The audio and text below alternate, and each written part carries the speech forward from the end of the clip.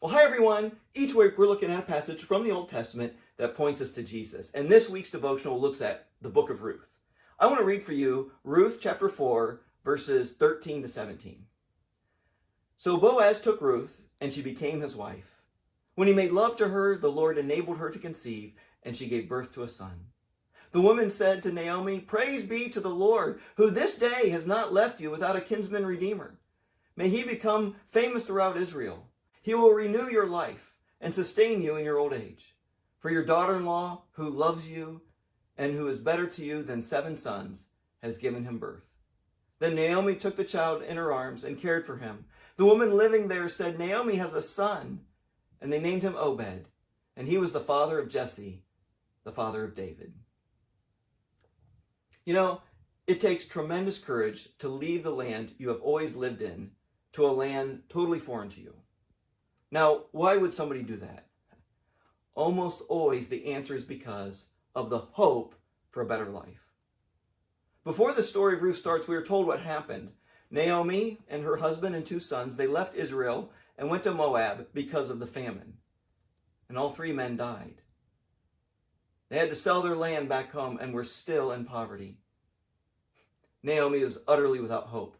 How will she survive? She had absolutely nothing. But at the end of the book, Naomi is renewed and restored. How? She has been redeemed. So how did this happen? Naomi's daughter-in-law, Ruth, a Moabite, comes back with her. They're in poverty, and so Ruth gleans from someone else's field. You see, according to the law, God's law, harvesters could not harvest all the way to the edges of their land. They had to leave some grain so that the poor could come and glean it.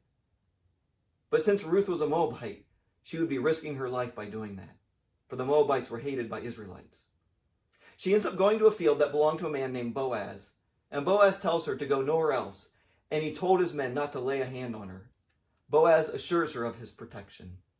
So Ruth comes home to Naomi with lots of grain, and Naomi tells Ruth who Boaz is. He's your kinsman redeemer. You see, there was a law.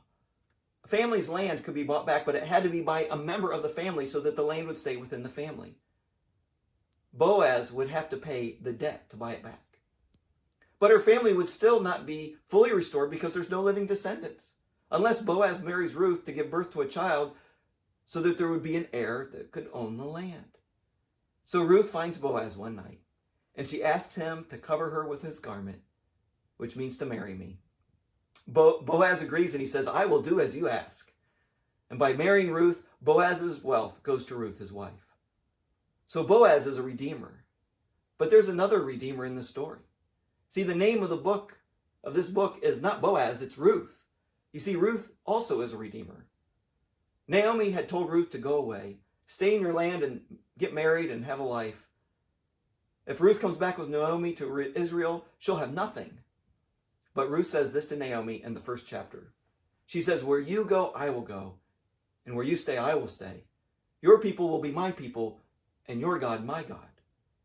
Where you die, I will die, and there I will be buried. May the Lord deal with me, be it ever so severely, if even death separates you and me." You know, every immigrant leaves their land because they expect a better life. But not Ruth. She does not expect a better life by going with Naomi. She expects her life will get worse. And yet she goes. Ruth knows the right thing to do. Ruth knows if she does not go with Naomi, Naomi will die. If Naomi is going to get her life back, Ruth will have to give up her life. And she does. Through Ruth, Naomi is redeemed. Boaz and Ruth both serve as redeemers. But there's still another. A great descendant of Ruth will come who will be like Boaz and Ruth. The story of Boaz and Ruth points us to our Redeemer. You see, we are in spiritual poverty. Jesus, the great Redeemer, left his throne in heaven and came as a foreigner to this world. And Jesus came not expecting a better life. Jesus knows his life will get worse if he comes, and yet he still comes. Jesus knows if he doesn't come, we will die. Jesus, our Redeemer, came to purchase us back from sin and death. Jesus paid the high price of his life to redeem us. You see, Jesus paid our debt. Not only that, Jesus covers us with his garment. Jesus pledges himself to you as his bride. Jesus' wealth becomes our wealth. We become heirs of God and co-heirs with Christ, so that not even death will separate us from Christ, our Redeemer.